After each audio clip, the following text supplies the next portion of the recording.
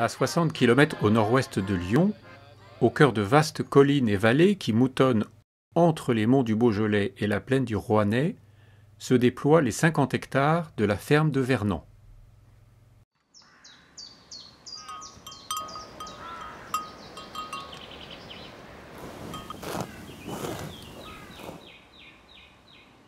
Ah, elle était jolie.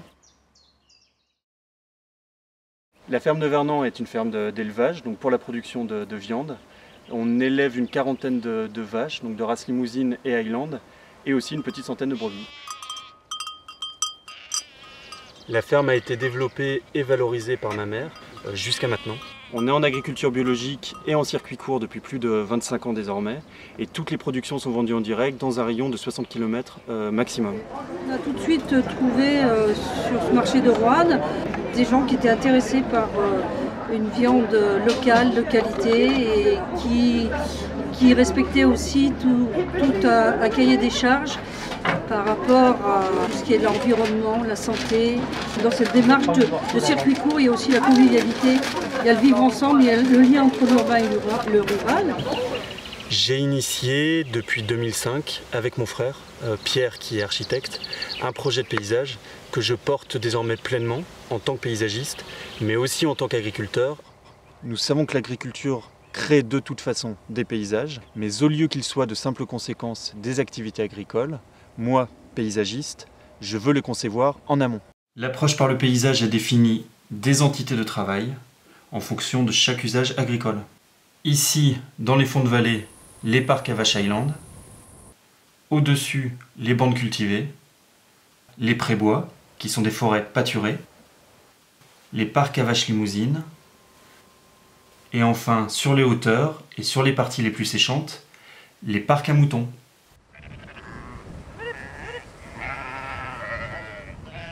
Le but n'est pas de faire un décor, mais de concevoir des paysages nourriciers. Toute l'approche consiste à les rendre les plus cohérents possibles pour améliorer en même temps la qualité agronomique et la qualité écologique qui pour moi sont totalement indissociables. L'intérêt pour nous des vaches Highland, qui sont des vaches originaires d'Écosse, est qu'elles sont très adaptées à ces milieux très humides de fond de vallée et qu'elles permettent de valoriser ces pâturages, cette flore aussi très particulière qui sinon se fermerait et se boiserait. Et on construit des petits prés qui ne dépassent jamais 1 à 2 hectares. Avant notre démarche paysagère, il y avait ici 2 grandes parcelles qui alternaient tous les 3 ans. La taille de ces parcelles posait par contre des problèmes d'érosion importants, et pour y répondre, nous avons fait 2 choses.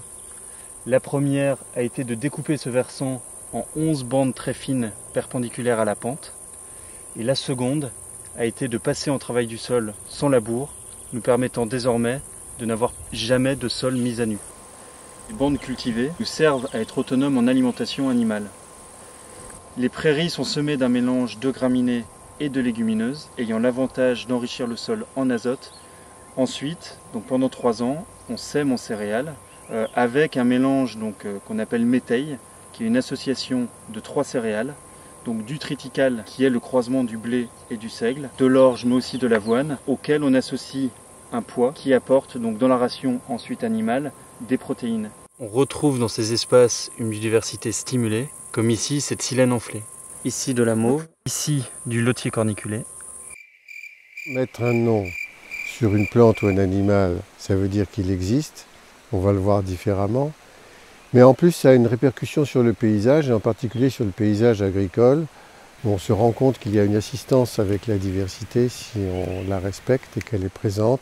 Et cette notion de profondeur et de diversité paysagère, elle est réelle et visible à Vernon, où on voit qu'il y a plusieurs manières de s'occuper de l'espace, et il y a aussi bien sûr des strates, les forêts, les arbustes, les buissons, les herbes, quelque chose qui donne vraiment une grande richesse à l'aspect strictement paysager. Vous voyez cet arbre qui pour l'instant est tout seul dans ses cultures.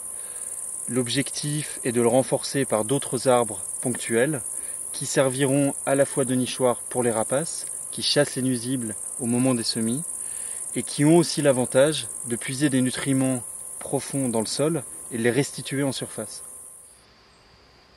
Nous faisons désormais pâturer les sous-bois qui apportent de nouveaux espaces, un abri pour les vaches, sachant qu'elles sont élevées en plein air toute l'année, et leur offre aussi une alimentation diversifiée. Ce principe crée un nouveau milieu et une nouvelle forme paysagère dont elles profitent désormais. On aime un paysage, quand on se l'approprie, après on veut le défendre et on veut le porter, quoi. On veut qu'il vive. Je me balade au milieu même des vaches dans les prés.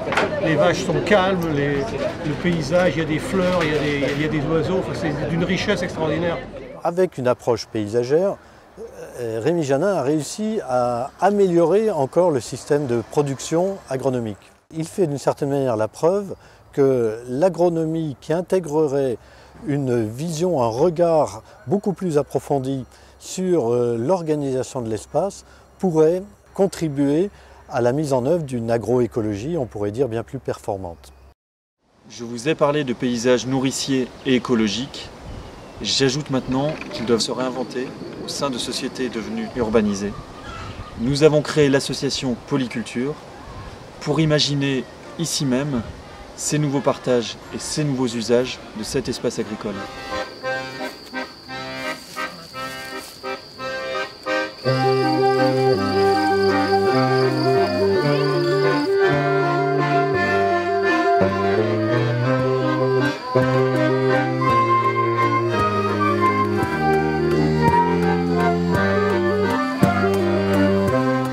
Notre lieu de travail devient aussi un lieu de création et de spectacle.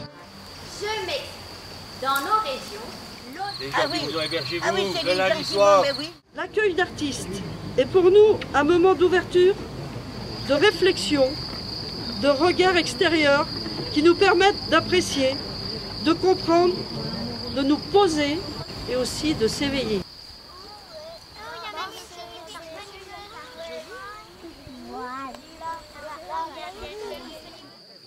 On peut vivre dans la campagne, développer la campagne, tout en étant respectueux de l'environnement et de la préservation du futur.